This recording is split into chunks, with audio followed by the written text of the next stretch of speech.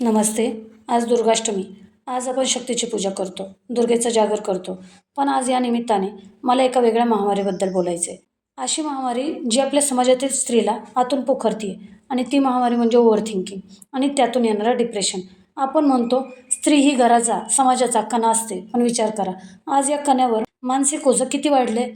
पूर्वी शारीरिक कष्ट जास्त होते, पण आज मानसिक गुंतागुंत वाढली आहे. आजची ती एकाच वेळी मल्टीटास्किंगचा डोंगर पेलते. ऑफिसचं टार्गेट, मुलांचा अभ्यास, सासू-सासऱ्यांची तब्येत, सोशल मीडियावरचं परफेक्ट दिसणं, या सगळ्याच्या नादात ना ती स्वतःला विसरते आणि इथूनच सुरू होतं ते घातक ओव्हर थिंकिंग. सायकोलॉजीनुसार ही केवळ विचार करण्याची पद्धत नाही आहे बरं का. ही एक कळकळीची हाक आहे, जिचं कोणी ऐकूनच घेत नाही आहे. याला रुमिनेटिंग थॉट्स म्हणतात. एखादी जुनी गोष्ट, कोणाचं तरी बोलणं, भविष्याची भीती सतत मनात घोळवत राहणं.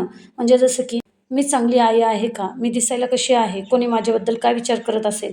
हे प्रश्न तिला आतून पोखरतात बरं का.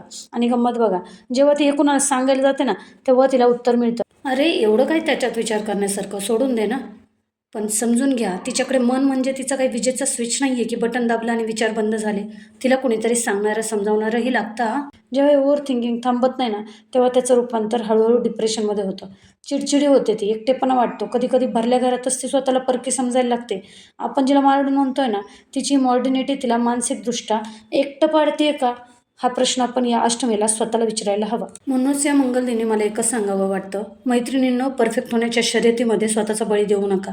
दिवसातून किमान 10-15 मिनिटं स्वतःसाठी काढा, जिथे फक्त तुम्ही असाल.